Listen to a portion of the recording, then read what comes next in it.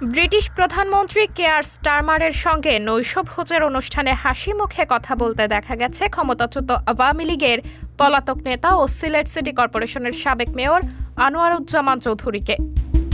বিদায়ী বছরের ডিসেম্বরে গ্লাসগোর ক্রাউন প্লাজা হোটেলে লেবার পার্টির আয়োজিত নৈশভোজে যান আনোয়ারুজ্জামান।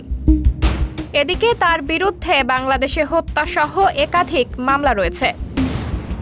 ব্রিটিশ সংবাদ মাধ্যম দ্য ফিনান্সিয়াল টাইমস শুক্রবার 10 জানুয়ারি প্রধানমন্ত্রী স্টারমারের সমালোচনা করে বলেছে, অর্থ আত্মসাৎ এবং আন্দোলনকারীদের গুলি করে হত্যায় অভিযুক্ত হওয়া সত্ত্বেও বিতাড়িত আওয়ামী লীগ নেতার সঙ্গে দেখা করেছেন স্টারমার।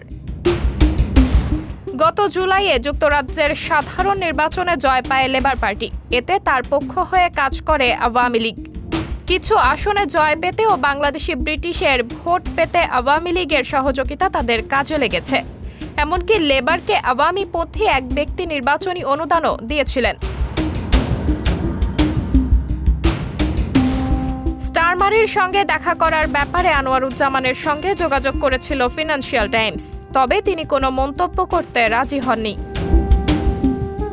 ইউনিভার্সিটি কলেজ লন্ডনের সামাজিক নৃতত্ত্ব বিভাগের সহযোগী অধ্যাপক আশরাফ হক ফিনান্সিয়াল টাইমসকে বলেছেন, সংখ্যালঘুদের ভোট পেতে আওয়ামী লীগকে ব্যবহার করার বিষয়টি লেবার পার্টিকে পরিবর্তন করতে হবে। যদিও লেবার মনে করে এসব ভোট পেতে আওয়ামী লীগই তাদের জন্য সবচেয়ে ভালো বাহন, তবে তারা ভুল ধারণার মধ্যে রয়েছে। তারা বুঝতে পারছে না আওয়ামী লীগের সমর্থন আর ব্রিটিশ বাংলাদেশিদের মধ্যে নেই। অনেক কিছু পরিবর্তিত হয়েছে। সাবরিনা জলিল, সবার কথা।